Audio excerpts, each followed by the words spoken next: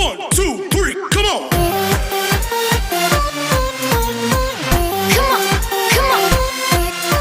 नमस्कार, जय हिंद। मैं आपका दोस्त रंजित कुमार, गुरुजी वर्ल्ड स्टडी सेंटर में आपका स्वागत है। आज हम लोग जानेंगे प्रोनाउन को। प्रोनाउन का डेफिनेशन क्या होता है, प्रोनाउन क्या है और प्रोनाउन के कितने प्रकार होते हैं, ये सारे कॉन्सेप्ट आज हम लोग एक छोटी सी वीडियो में जानेंगे।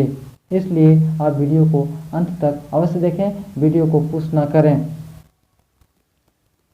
आइए बिना देर किए शुरुआत करते हैं। प्रोनाउन का हिंदी सर्वनाम होता है। इसका डेफिनेशन होता है, ये pronoun is a word use instead of ये नाउन। अर्थात एक प्रोनाउन वह शब्द है या वह वर्ड है जो संज्ञा के स्थान पर प्रयोग होता है, अर्थात नाउन के स्थान पर प्रयोग किया जाता है, उसे प्रोनाउन कहा जाता है। इसी को हम दूसरी तरह से डेफिनेशन दे सकते हैं, ये प्रोनाउन स्टैंड फॉर ये नाउन। यानी कि प्रोनाउन क्या है, प्रोनाउन नाउन का स्थान को ग्रहण करता है, अर्थात नाउन के स्थान को ये लेता है। जैसे Ram is a good boy, Ram एक अच्छा लड़का है। इस सेंटेंस में राम नाउन है, लेकिन इसी सेंटेंस को हम he is a good boy इस तरह से भी कह सकते हैं। तो यहाँ ही है, यही प्रोनाउन है, और ये ही जो है ये नाउन के बदले में प्रयोग हुआ, अर्थात राम के बदले में प्रयोग हुआ है। अब हम जानेंगे काइंड्स ऑफ प्रोनाउन। तो प्रोनाउन के कुल 12 प्रकार होते हैं, अर्थात प्रोनाउन 12 तरह के होते हैं, जिनमें से पहला है प्रश्न प्रोनाउन, जिसे हिंदी में व्यक्तिवाचक सर्वनाम या पुरुषवाचक सर्वनाम कहा जाता है। दूसरा है पोसेसिव प्रोनाउन, जिसे हिंदी में अधिकारवाचक सर्वनाम कहा जाता है। तीसरा है रिफ्लेक्सिव प्रोनाउन, जिसे हिंदी में निजवाचक सर्वनाम कहा जाता है। चौथा है इम्फेटिक प्रोनाउन, जिसे हिंदी में बलदायक सर्वनाम कहा जाता है। पांचवा है डिमॉन्स्ट्रेटिव प्रोनाउन, जिसे हिंदी में संकेतवाचक सर्वनाम कहा जाता है। छठा है इंडेफिनिट प्रोनाउन, जिसे हिंदी में अनिश्चयवाचक सर्वनाम कहा जाता है। सातवां है डेफिनिट प्रोनाउन, जिसे हिंदी में निश्चयवाचक सर्वनाम कहा जाता है। आठवां है डिस्ट्रीब्यूटिव प्रोनाउन, जिसे हिंदी में विभागसूचक सर्वनाम कहा जाता है। नौवां है रेसिप्रोकल प्रोनाउन, जिसे हिंदी में परस्परबोधक सर्वनाम कहा जाता है। 10वां है रिलेटिव प्रोनाउन, जिसे हिंदी में संबंधवाचक सर्वनाम कहा जाता है। 11वां है इंट्रोगेटिव प्रोनाउन, जिसे हिंदी में प्रश्नवाचक सर्वनाम कहा जाता है। 12वां है एक्सक्लेमेटरी प्रोनाउन, जिसे हिंदी में विस्मयादिबोधक सर्वनाम कहा जाता है। अब हम इन 12 प्रकारों को एक एक करके बारी बारी से अध्ययन करेंगे, यानी कि बारी बारी से एक एक करके हम लोग जानेंगे।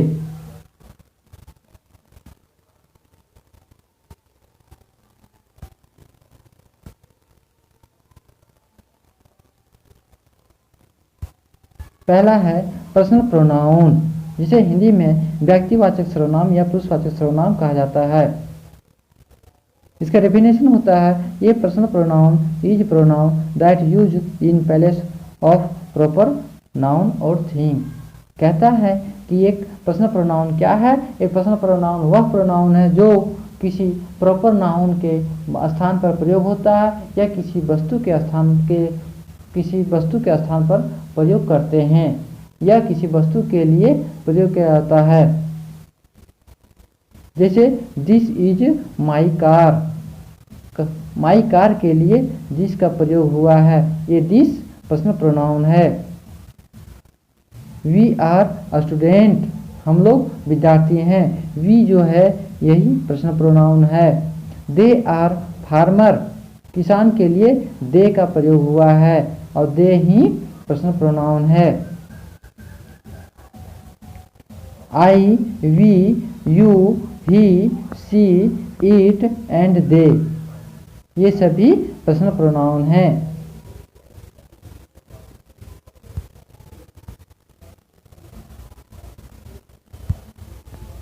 दूसरा है पोसेसिव प्रोनाउन, जिसे हिंदी में अधिकारवाचक सर्वनाम कहा जाता है।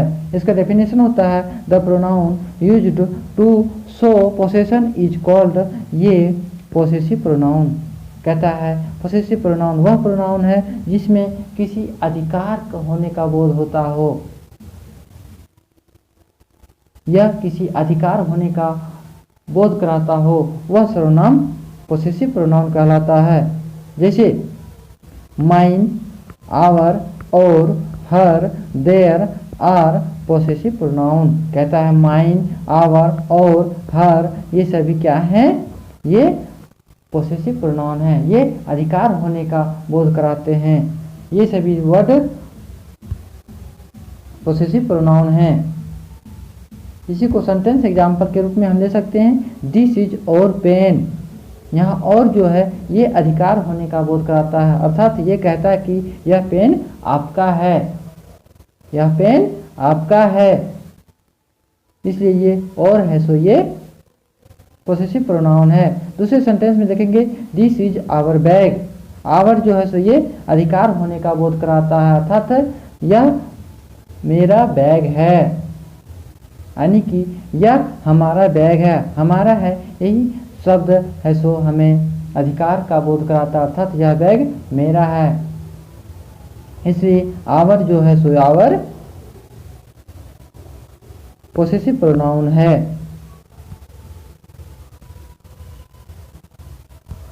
तीसरा है रिफ्लेक्सिव प्रोनाउन, जिसे हिंदी में निजवाचक सर्वनाम कहा जाता है। Self, our self, her self, them self, these all are called reflexive pronoun. ये सारे वर्ड रिफ्लेक्सिव प्रोनाउन कहलाते हैं। इसको हम डेफिनेशन के रूप में इस तरह से भी कह सकते हैं, कहता है when they show that the door of the action is the receiver of action.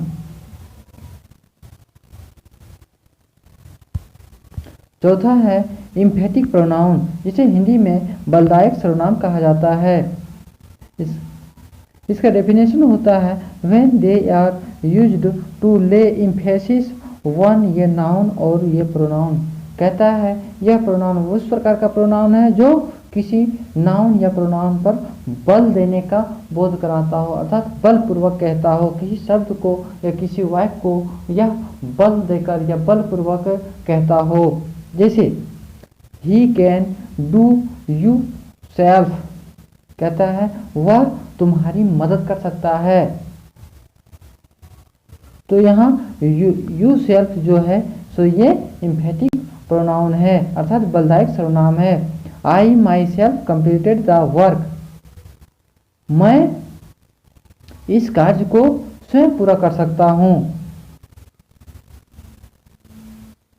या मैं इस कार्य को स्वयं पूरा किए,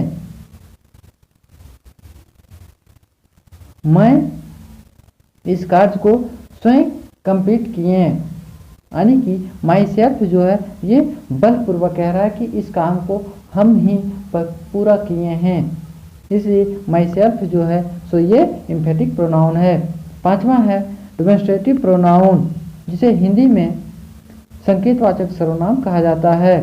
इसका डेफिनेशन होता है a demonstrative pronoun is a pronoun that is used to indicate identify something specific thing और ये पर्सन, कहता है यह प्रोनाउन उस प्रकार का प्रोनाउन है जो किसी विशेष वस्तु को इंडिकेट करता हो, या किसी वस्तु को इंडिकेट करता हो, या किसी व्यक्ति को इंडिकेट करता हो कि यह व्यक्ति राम है, यह व्यक्ति श्याम है, इस तरह के वर्ड, अर्थात यह जो है ये डेमोन्स्ट्रेटिव प्रोनाउन है। जैसे एग्जाम्पल के रूप में हम ले सकते हैं दिस, दैट, दिज, दोज, ये चारों डेमोन्स्ट्रेटिव प्रोनाउन हैं। इसे सेंटेंस के रूप में हम कह सकते हैं दिस इज माई कार, ये जो दिस है ये माई कार के लिए प्रयोग हुआ है, तो यहाँ दिस जो है तो ये डेमोन्स्ट्रेटिव प्रोनाउन है। दूसरा है दीज आर बॉयज, ये सब लड़के हैं, दीज जो है तो ये लड़कों के लिए प्रयोग हुआ है, और ये दीज ही डेमोन्स्ट्रेटिव प्रोनाउन है।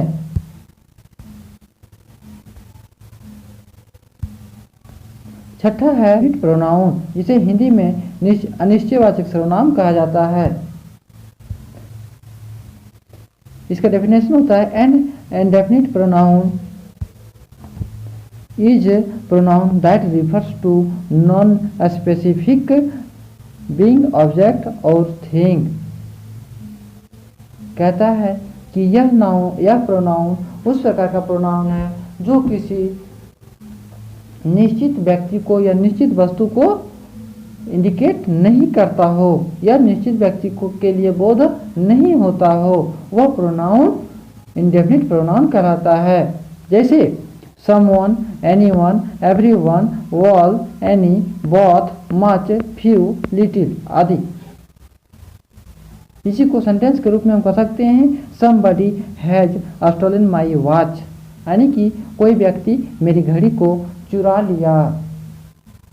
यहाँ समबडी है सो ये किसी निश्चित व्यक्ति को ये नहीं दर्शा रहा है या किसी निश्चित व्यक्ति को बोधन नहीं करा रहा है, या कोई भी व्यक्ति हो सकता है जो मेरी घड़ी को चुरा लिया है, इसलिए ये समबडी है सो ये इंडेफिनिट प्रोनाउन है।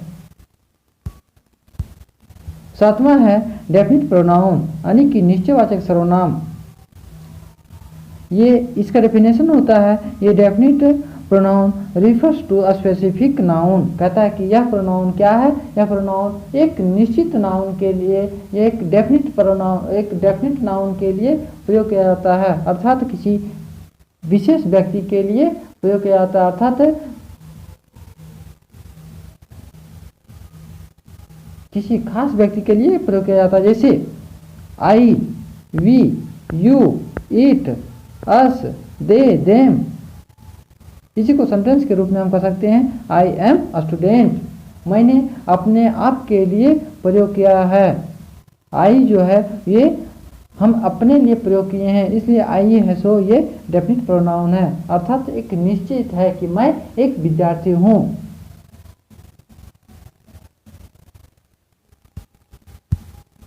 आठवां है डिस्ट्रीब्यूटिव प्रोनाउन, जिसे हिंदी में विभाग सूचक सर्वनाम कहा जाता है।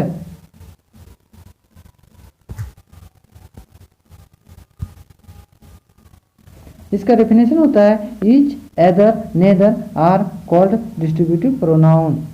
कहता है ईच, एदर और नेदर ये क्या है, ये डिस्ट्रीब्यूटिव प्रोनाउन है, अर्थात विभाग सूचक सर्वनाम है। इसे एग्जाम्पल के रूप में हम कह सकते हैं, या एग्जाम्पल के रूप में देखेंगे तो each of the book was damage. कहता है सभी बुक डैमेज हो गया, अर्थात खराब हो गया। कहता है ईच हैड ये पेन, सभी पेन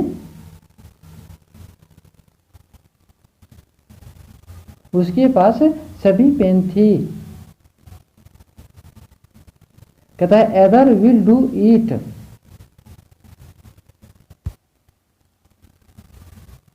कहता है वह दोनों में से एक कर सकता है।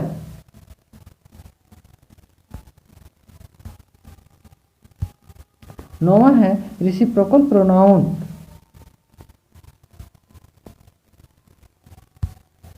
जिसे हिंदी में पारस्परिक सर्वनाम कहा जाता है। कहता है each, other, another are called reciprocal pronoun.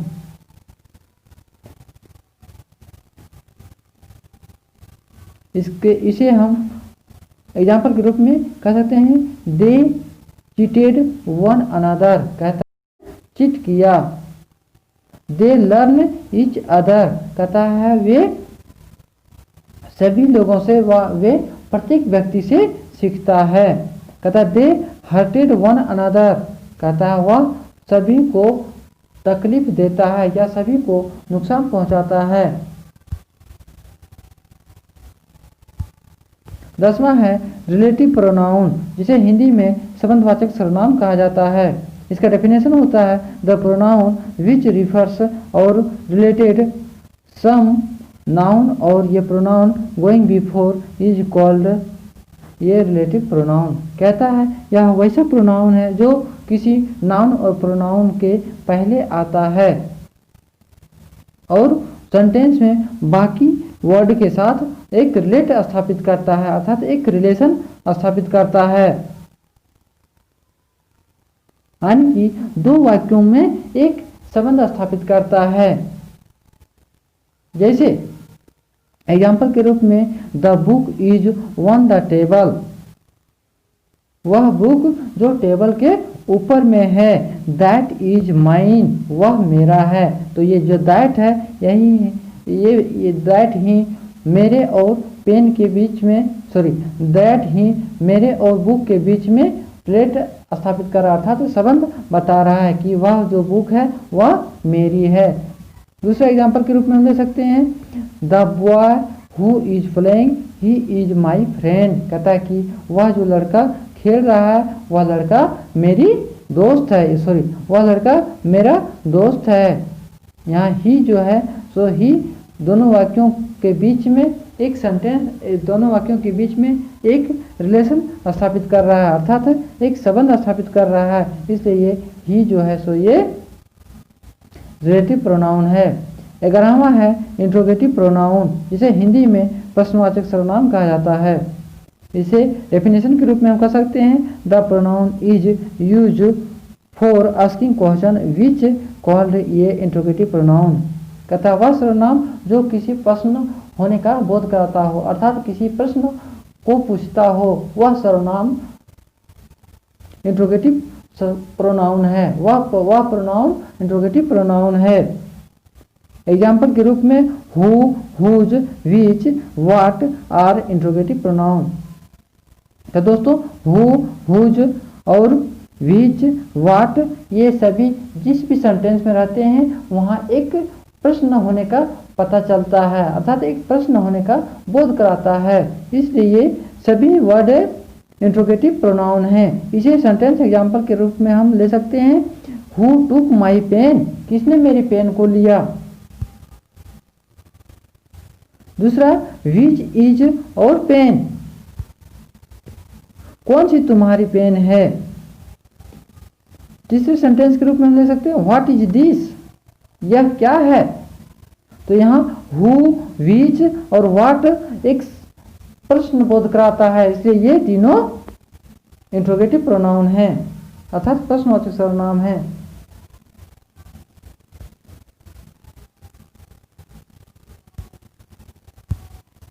बारहवां प्रोनाउन अर्थात 12वां प्रकार के प्रोनाउन जो है वह एक्सक्लेमेटरी प्रोनाउन है, और यह प्रोनाउन का सबसे अंतिम प्रकार है। इसे हिंदी में विस्मयादि बोधक सर्वनाम कहा जाता है। इसका डेफिनेशन होता है ये pronoun that is used as an exclamation called exclamatory pronoun, कहता है एक प्रोनाउन वह प्रोनाउन है, एक प्रोनाउन जो किसी फीलिंग को या किसी इमोशन को व्यक्त करता हो, वह प्रोनाउन एक्सक्लेमेटरी प्रोनाउन कहलाता है, अर्थात विस्मयादि बोधक सर्वनाम कहलाता है। एग्जाम्पल के रूप में व्हाट नॉनसेंस, क्या हुआ। यहाँ नॉनसेंस ही विस्मयादि बोधक सर्वनाम है, और विस्मयादि बोधक सर्वनाम का निशान या चिन्ह ऐसे होता है आई और नीचे फुल स्टॉप होता है। दूसरे सेंटेंस के रूप में व्हाट लेट अगेन।